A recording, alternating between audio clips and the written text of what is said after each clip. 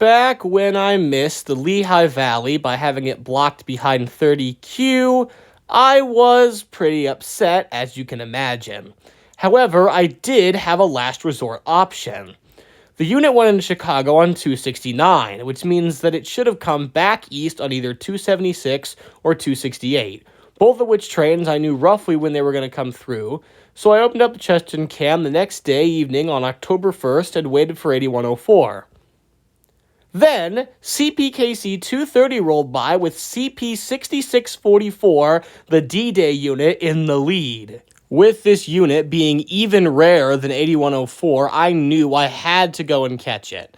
So, not very long later, I found myself at the depot, and after like 5 minutes after me, Northwest Indiana Railfan, and Private Panzer got there, this happened. It's it! I can see the green! Let's do this, boys! 230 came in way earlier than we were expecting and jump-scared us eastbound around the curve.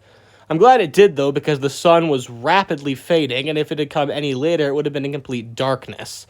The shot is still terrible because the lighting sucks, but you know what? I'll take it for a decent grab shot of this unit. Plus, I got a horn salute, so this trip was definitely worth it.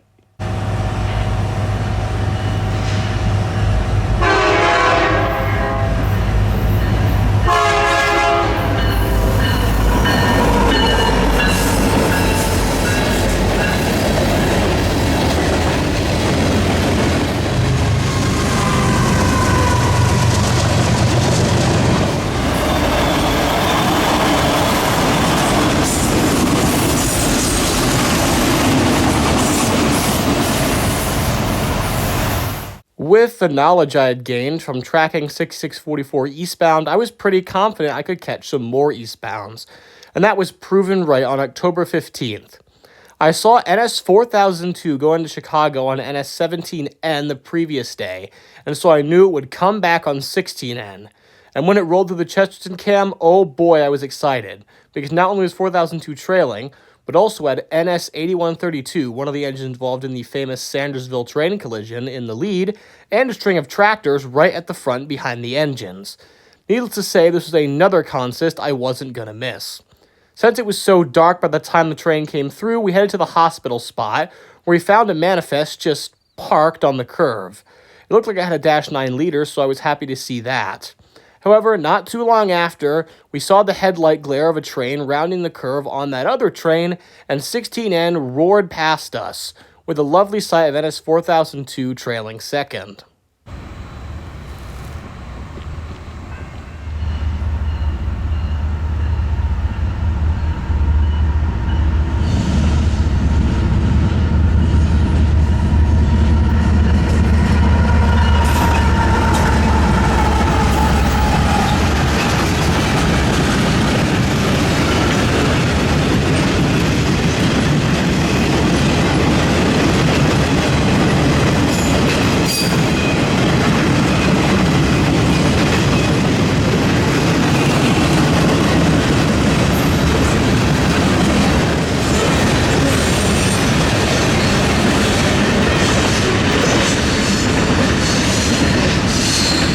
Even though my target had already passed, I decided to hold out a little longer and hope that that stopped eastbound -9 manifest would get started.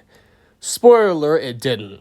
I don't know how long it sat there for, but it was a long time, a lot longer than I was willing to wait. However, while we were waiting, we ended up seeing an extra train. NS 267 headed westbound with the usual duo of BNSF power, with a nice H2 trailing second.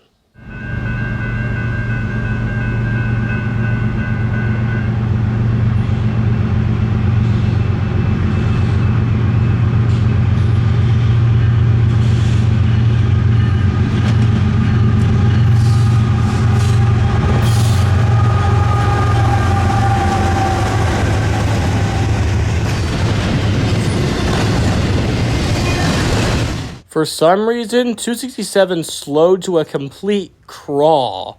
I don't know why it was going so slow. From the sound of the cars, it almost sounded like it went into emergency. But what that was for, I don't know. I didn't have any more time to investigate while I was there, simply because it was getting so late.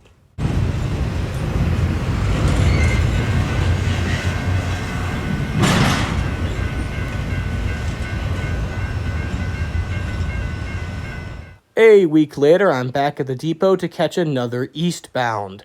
This time it's NS-264 with the Monongahela Heritage Unit as mid-DPU. I've never seen a Heritage Unit as solo mid-DPU before, so I thought this was a novel enough catch to try and see, even though I've seen 8025 twice before. When I got to the depot, I already saw eastbound headlights and thought, oh, I timed this perfectly. And then it was 266. With GEVOs. Ugh.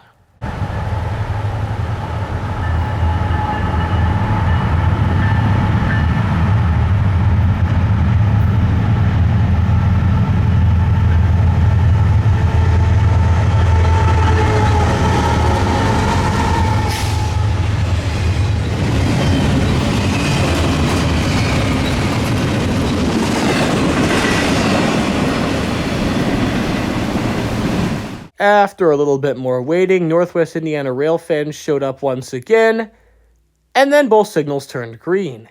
And then we saw westbound headlights. And then eastbound headlights. Thankfully, though, we didn't get blocked this time, as the westbound 33G cleared just before the eastbound. And I'm glad it did, because I had an awesome consist with an ace leader and dash 9 trailing second, plus a horn salute.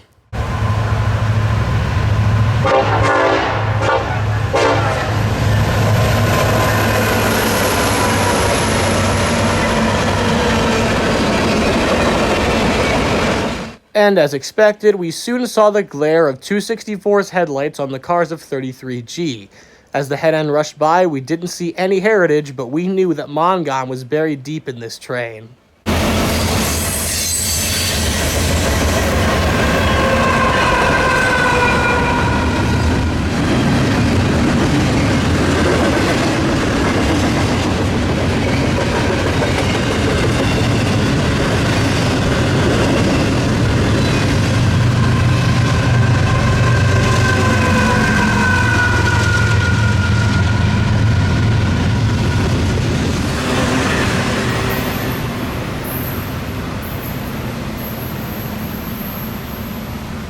And in typical Fallen Flag fan fashion, we end the video with me getting jump scared. On October 25th, my family was driving into Stillwell, as we do on occasion, and I knew that we had to cross the CN South Bend sub, so I decided to bring my camcorder since I knew it was only going to be a short trip. The South Bend sub is pretty dead most of the time, so I wasn't expecting to see anything at all, but as we were driving up, the gates went down. Oh! I jumped out of the car, ran up to the crossing, and to my complete shock, saw CN 3220, a 100th anniversary unit leading an intermodal. Most people say that 100th anniversary units are kind of boring, and don't get me wrong, they are, they're kind of lame. But it's not like they're heritage units or anything, it's not like they're supposed to be anything crazy. Not to mention that, I barely see CN, this is my first CN train in like 6 months, so I'll take anything even remotely special.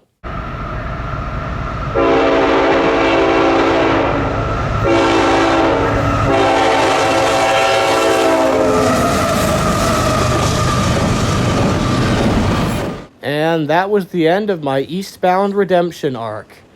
Eastbounds are pretty difficult to see on the Chicago line, so I'm very glad I was able to have this streak of good luck catching them.